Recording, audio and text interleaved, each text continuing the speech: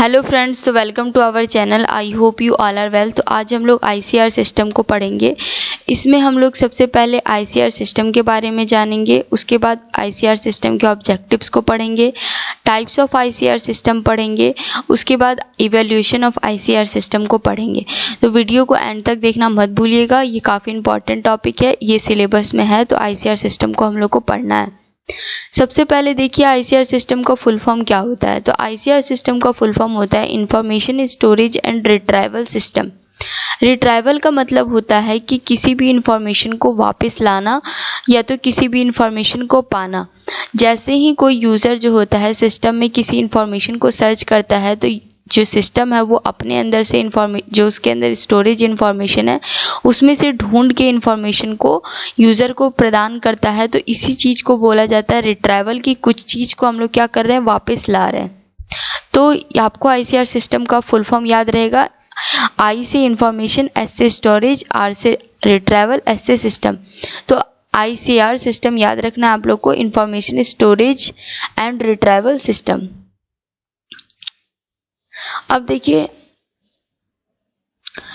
अब ऑब्जेक्टिव्स देखते हैं। तो आईसीआर सिस्टम का ऑब्जेक्टिव्स क्या क्या होता है। तो आईसीआर सिस्टम का ऑब्जेक्टिव होता है यूज़र को करेक्ट इन्फॉर्मेशन प्रदान करना कम टाइम में with come effort.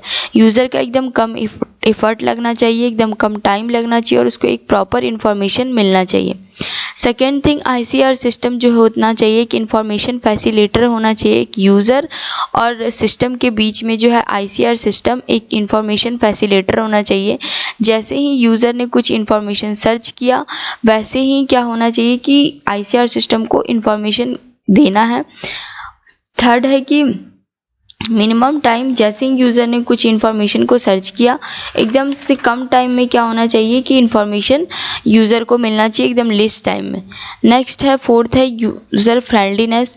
User friendliness का मतलब है कि जैसे ही यूज़र जो है सिस्टम पे बैठेगा और आईसीआर सिस्टम को यूज़ करने का ट्राई करेगा तो यूज़र को पता होना चाहिए कि इसके अंदर क्या क्या टूल्स है, किस तरीके के फंक्शंस हैं, कौन कौन सा मतलब हम लोग को सिस्टम फंक्शंस प्रोवाइड किया गया है, ताकि यूज़र क्या कर सके, हर टूल्स को यूज़ करके प्रॉपर इंफॉर्मेशन ले पाए। नॉन एम्बिग्यूअस का मतलब है कि इंफॉर्मेशन पूरा करेक्ट होना चाहिए।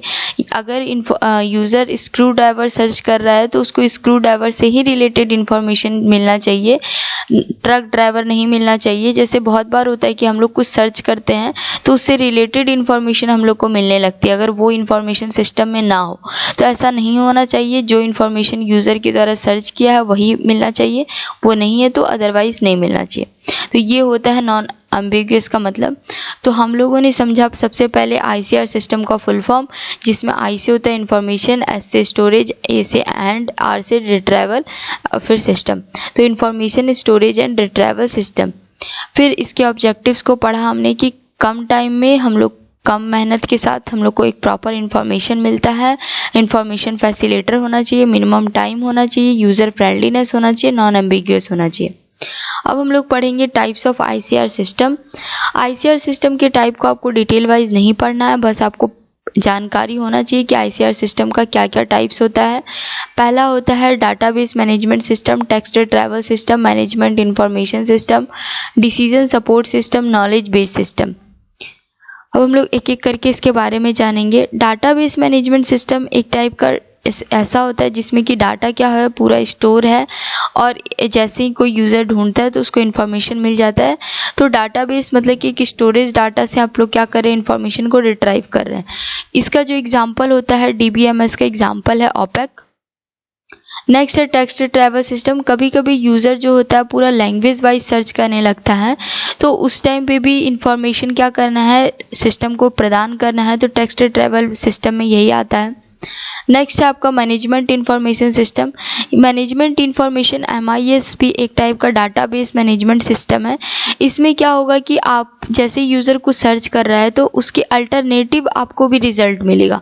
जैसे कि आपने स्क्रू ड्राइवर सर्च किया तो इसका अल्टरनेटिव जो इंटरेस्ट है, जैसे ट्रक ड्राइवर, ये भी आपको क्या मिलेगा, सर्च में आपको रिजल्ट में मिलेगा कि क्या पता यूज़र इसके अपने अल्टरनेटिव इंटरेस्ट के हिसाब से और भी कुछ देख सकता है।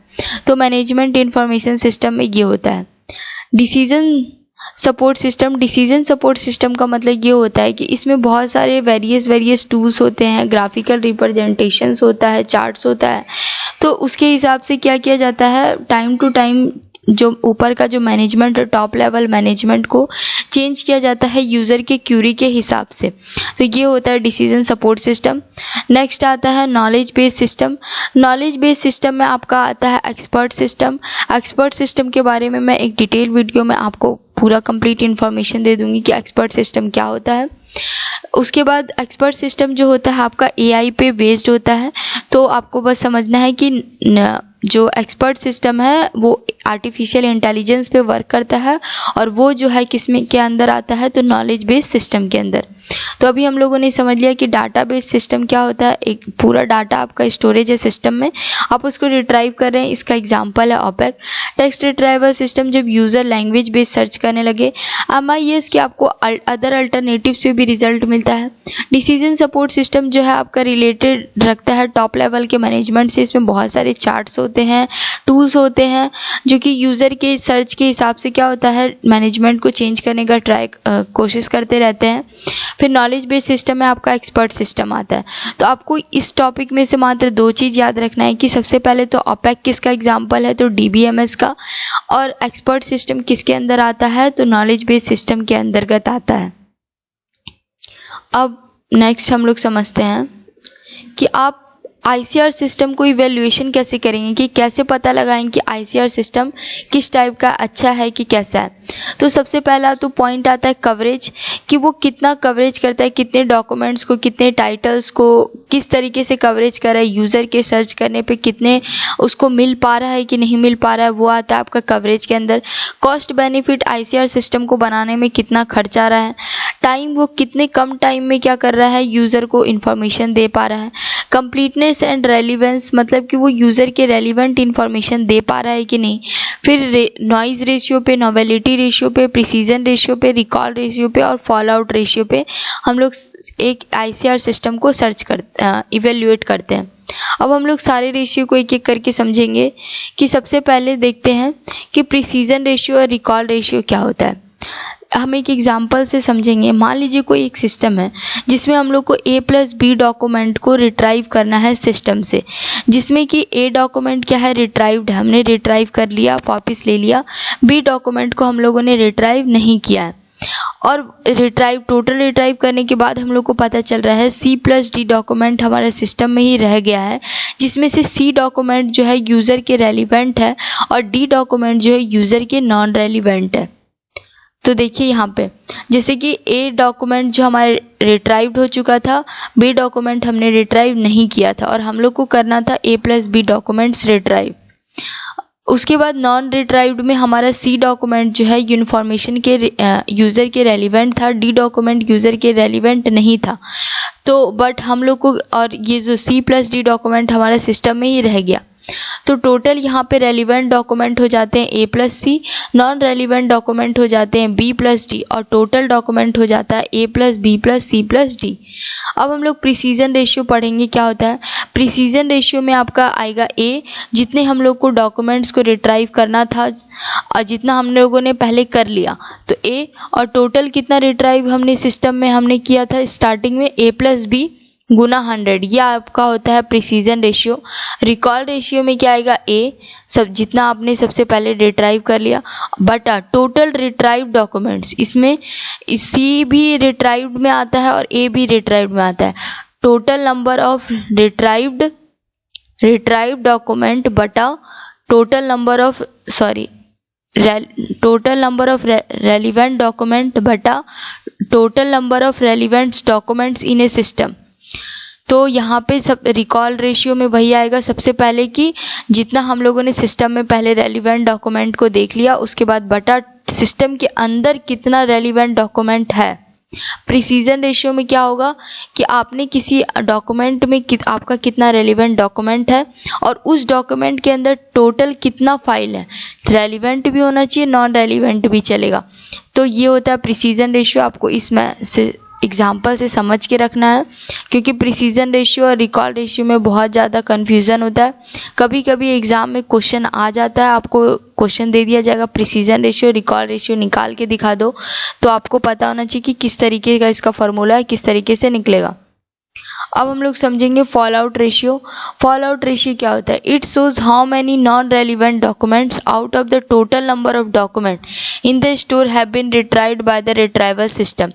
मतलब कि आपने कितने भी नॉन रेलिवेंट डॉक्यूमेंट जो है रिट्राइव किए हैं, किससे? आपके टोटल स्टोर में आपका कितना टोटल डॉक्यूमेंट है, उसमें आपने कितने नॉन रेलिवेंट डॉक्यूमेंट को रिट्राइव किया है, वो आपका आता है फॉल आउट रेशियो में। नॉवेलिटी रेशियो क्या होता है? It is the proportion of new information items which the system is able to the attention of information seeker for the first time out of the total number of relevant document. बहुत बार user क्या करता है, कुछ नई information को system पे search करता है, तो टोटल मान लीजिए कि आपने अपने सिस्टम में 100 डॉक्यूमेंट को जो यूज़र के से रेलिवेंट है, यूज़र बार बार सर्च करता है, वो 100 डॉक्यूमेंट को रेलिवेंट की कैटेगरी में डाल दिया, लेकिन 15 ऐसे न्यू कुछ इंफॉर्मेशन सीकर जो हैं, कुछ 15 नए इन्फॉर्मेशन को सर्च किया उन्होंने, तो नॉवेलिटी रेशियो क्या आएगा? 15/100 गुना 100 मतलब 15%। ठीक है। अब आता है नॉइज रेशियो। क्या होता है? It is the ratio of non relevant documents out of the total documents retrieve. क्या होता है कि आपने कितने नॉन रेलिवेंट डॉक्यूमेंट्स रिट्राइव किए हैं बटा total number of documents retrieve, कितने डॉक्यूमेंट्स को रिट्राइव किया हुआ है। यहाँ पे देखिए नॉइज़ रेशियो और फॉल आउट रेशियो में आपको थोड़ा सा कन्फ्यूज़न होगा। यहाँ पे आपको ये याद रखना है, नॉइज़ रेशियो के अंदर वो डॉक्यूमेंट्स आता है जिसको आपने रिट्राइव कर लिया है, अपॉन में वो आएगा। वहीं फॉल आउट रेशियो में आपके डॉक्यूमेंट, आपके स्टोर में कितना डॉक्यूमेंट है, चाहे वो रेलिवेंट हो या नहीं रेलिवेंट हो, वो दोनों ही आएगा। लेकिन नॉइज़ रेशियो में आपका जितना रेलिवेंट डॉक्यूमेंट है अपॉन में वही आएगा। तो आपको सारा याद रखना है। सबसे पहले हम लोग देख लेते हैं, ये सारा था evaluation of an ICR system. किसी एक ने मुझे तेलंगाना का सिलेबस भेजा था, उनके यहाँ के लाइब्रेरियन का, तो उसमें टॉपिक है evaluation of an ICR system. तो आप लोग भी प्रॉपर तरीके से पढ़ लीजिएगा इसको। तो सबसे पहले प्रिसीजन और रिकॉल रेशियो में हम लोगों ने समझ लिया। उसके बाद हम लोगों ने फॉल आउट रेशियो समझ लिया कि total number of non relevant document बटा टोटल नंबर ऑफ डॉक्यूमेंट जो स्टोर के अंदर है। फिर नॉवेलिटी में जो नया इन्फॉर्मेशन आता है वो बटा total number of relevant documents. Noise ratio में total number of non relevant documents बटा total number of documents retrieve, जितना आपने डॉक्यूमेंट को रिट्राइव कर लिया। तो ये था आज का हमारा आईसीआर सिस्टम का टॉपिक, जिसमें हम लोगों ने सबसे पहले आईसीआर सिस्टम के फुल फॉर्म को पढ़ा, उसके ऑब्जेक्टिव्स को पढ़ा, उसके बाद टाइप्स ऑफ आईसीआर सिस्टम को पढ़ा, उसके बाद हम लोगों ने evaluation of an ICR system पढ़ा, जिसमें हमने precision ratio, recall ratio, fall out ratio, novelty ratio, noise ratio को पढ़ा। तो थैंक यू फ्रेंड्स, मिलते हैं नेक्स्ट वीडियो में। तब तक हंसते रहिएगा, पढ़ते रहिएगा और चैनल को लाइक से सब्सक्राइब करना बिल्कुल मत भूलिएगा। और मेरे टेलीग्राम चैनल से और इंस्टाग्राम से जुड़ जाइएगा। आपको कोई भी डाउट होगा तो आप वहाँ पे डिस्कस कर सकते हैं, और उसमें मैं टेलीग्राम चैनल पे वीडियो का लिंक डाल दूँगी, आप वहाँ से वीडियो को देख सकते हैं। और इसका तो थैंक यू।